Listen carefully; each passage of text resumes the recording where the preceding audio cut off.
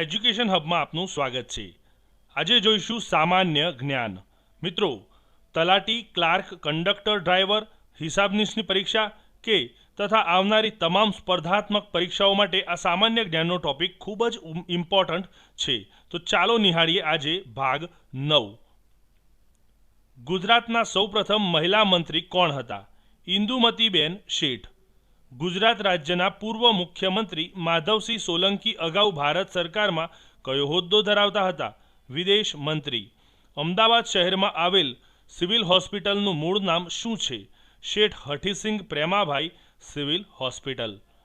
કોને બીજી વખત ગુજરાતના મુખ્યમંત્રી બનવાનું સૌભાગ્ય સાંપડ્યું નથી? અમરસિંહ ચૌધરીને બીજી વખત મુખ્યમંત્રી બનવાનું સૌભાગ્ય નથી મળ્યું। આઝાદીના કયા સત્યાગ્રહ દરમિયાન મોહનલાલ પંડ્યાને ડુંગળી ચોરનું બિરુદ પ્રાપ્ત થયું હતું? ખેડાના સત્યાગ્રહ દરમિયાન। ચોથા મૈસૂર વિગ્રહ સને 1799 વખતે ગવર્નર જનરલ કોણ હતા? Lord Wellesley. ચિત્તોડમાં વિજય સ્તંભ કોણે બનાવડાવેલો? રાણા કુંભાએ। હડપ્પન સંસ્કૃતિનું સ્થળ કાલીબંગા કઈ નદીના કિનારે આવેલું છે? ઘાઘર નદી એટલે કે સરસ્વતી નદીના કિનારે આવેલું છે। મોગલ સલ્તનત દરમિયાન શાસ્ત્રીય સંગીતના સૌથી વધુ પુસ્તકો કોના શાસનમાં લખાયા હતા? ઔરંગઝેબના શાસનમાં લખાયા હતા। કયા યુદ્ધમાં બ્રિટિશ ઈસ્ટ ઇન્ડિયા કંપનીએ મરાઠાઓ પાસેથી ગુજરાતનો કબજો મેળવી લીધો? બીજું એંગ્લો મરાઠા યુદ્ધ, જેમાં ગુજરાતનો કબજો મેળવી લીધો। ગુજરાતનો કયો પ્રદેશ તમાકુના ઉત્પાદન માટે દેશભરમાં જાણીતો છે? ચરોતર। ગુજરાત મેરીટાઈમ બોર્ડ અને ગુજરાત કેમિકલ પોર્ટ ટર્મિનલ લિમિટેડના સંયુક્ત સાહસ દ્વારા કેમિકલ પોર્ટ ટર્મિનલને વિકસાવવામાં આવ્યું છે। તો કયો પોર્ટ છે? દહેજ। વસ્તી ગણતરી 2011 મુજબ ગુજરાત રાજ્યમાં વસ્તીની ગીચતા પ્રતિ ચોરસ કિલોમીટર કેટલી છે? 308। કાથો બનાવવા માટે કાચા માલ તરીકે શેનો ઉપયોગ કરવામાં આવે છે? ખેરના વૃક્ષનો ઉપયોગ થાય છે। ગુજરાતના કયા સ્થળે જનરલ મોટર્સનું એકમ આવેલું છે? હાલોલ ખાતે આ જનરલ મોટર્સનું એકમ આવેલું છે। બે ભરતી કે બે ઓટ વચ્ચેનો સમયગાળો આશરે કેટલો હોય છે? 12 કલાક 25 મિનિટનો। ભારતમાં કયા રાજ્યમાં ડેન્સિટી ઓફ પોપ્યુલેશન સૌથી ઓછી છે? અરુણાચલ પ્રદેશમાં। તાજેતરમાં ઇન્દિરા ગાંધી કૃષિ વિશ્વવિદ્યાલયમાં કૃષિ સંગ્રહાલયનું ઉદ્ઘાટન કરવામાં આવેલું। તે સંગ્રહાલય ક્યાં આવેલું છે? રાયપુર, છત્તીસગઢ ખાતે આવેલું છે। રણથંભોર રાષ્ટ્રીય ઉદ્યાન શાના માટે પ્રખ્યાત છે? વાઘ માટે પ્રખ્યાત છે। ભારતમાં કયા પ્રકારના જંગલો સૌથી વધારે ટકાવારી ધરાવે છે? ઉષ્ણકટિબંધીય પાનખર જંગલો સૌથી વધારે ટકાવારી ધરાવે છે। તત્કાલીન કેન્દ્ર સરકારે લોકશાહી માટે કલંક સમાન રાષ્ટ્રીય કટોકટીની ઘોષણા કઈ સાલમાં કરેલી? ઈસવીસન 1975માં। ભારતીય બંધારણ મુજબ નીચેનામાંથી કયો અધિકાર મૂળભૂત અધિકાર નથી? તો માહિતીનો અધિકાર એ મૂળભૂત અધિકાર ન કહી શકાય। સરકારી ખાતાઓમાં નિષ્પક્ષ ઓડિટ કરતી સંસ્થા CAG નું આખું નામ શું છે? તો CAG નું પૂરું નામ છે કોમ્પ્ટ્રોલર એન્ડ ઓડિટર જનરલ। ભારતના બંધારણનો અનુચ્છેદ 1(1) શું કહે છે? ઇન્ડિયા અર્થાત ભારત રાજ્યનો સંઘ રહેશે। ભારતમાં સંસદ સભ્ય અને ધારાસભ્ય સ્થાનિક વિસ્તાર વિકાસ કાર્યક્રમ રદ કરવા માટેની ભલામણ કોણે કરી છે? વીરપ્પા મોઇલીની અધ્યક્ષતા હેઠળના બીજા વહીવટી સુધારણા આયોગે આ ભલામણ કરી છે।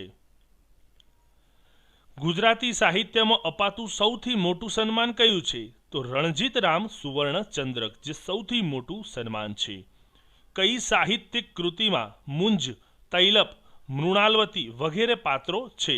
પૃથ્વી વલ્લભમાં। ટૂંકી વાર્તાના ક્ષેત્રે નોંધપાત્ર કાર્ય કરનાર લેખક કોણ છે? ધૂમકેતુ। એક જ દે ચિનઘારી કાવ્યના કવિ કોણ છે? હરિહર ભટ્ટ।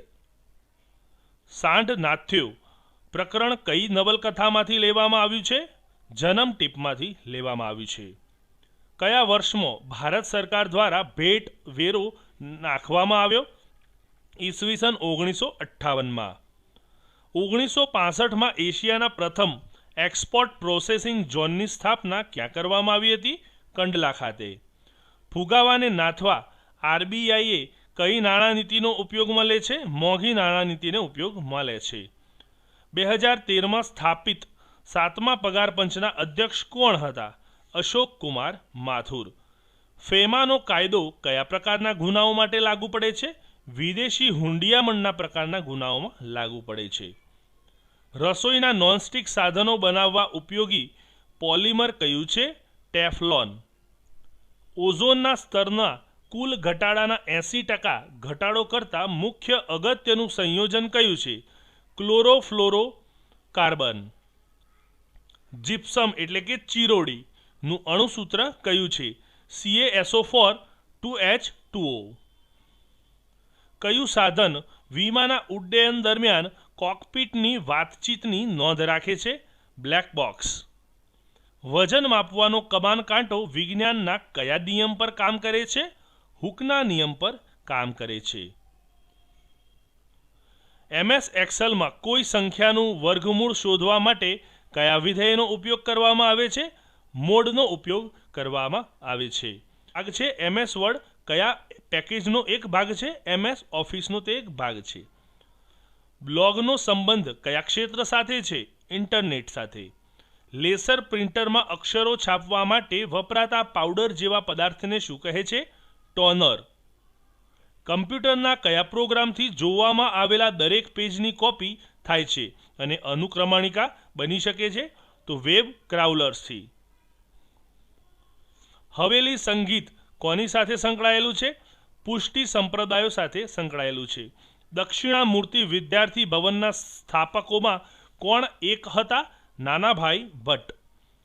મલ્લિકા સારાભાઈ કયા નૃત્યના જ્ઞાતા છે? ભારતનાટ્યમ અને કુચીપુડીના તે નૃત્યના જ્ઞાતા છે. મિડનાઇટ્સ ચિલ્ડ્રન પુસ્તકના લેખક કોણ છે? સલમાન રશ્દી. રુસ્તમે હિન્દનું બિરુદ કોને મળ્યું હતું? દારાસિંહને.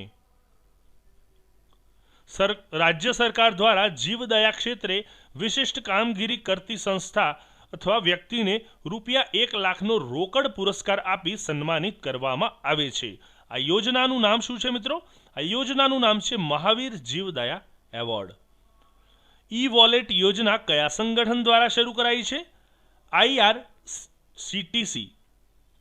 મને ભિક્ષામાં તમે દીકરીને ભણાવશો એવું વચન આપો. આ વાક્ય કોનું છે?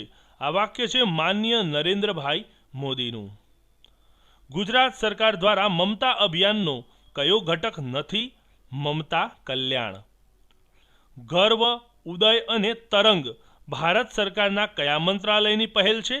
ઉર્જા મંત્રાલયની પહેલ છે. 30 ડિસેમ્બર 1971ની વહેલી સવારે દેશના કયા મહાન ગુજરાતી અણુ વિજ્ઞાનીનું અમદાવાદ ખાતે નિધન થયું હતું? વિક્રમ સારાભાઈનું.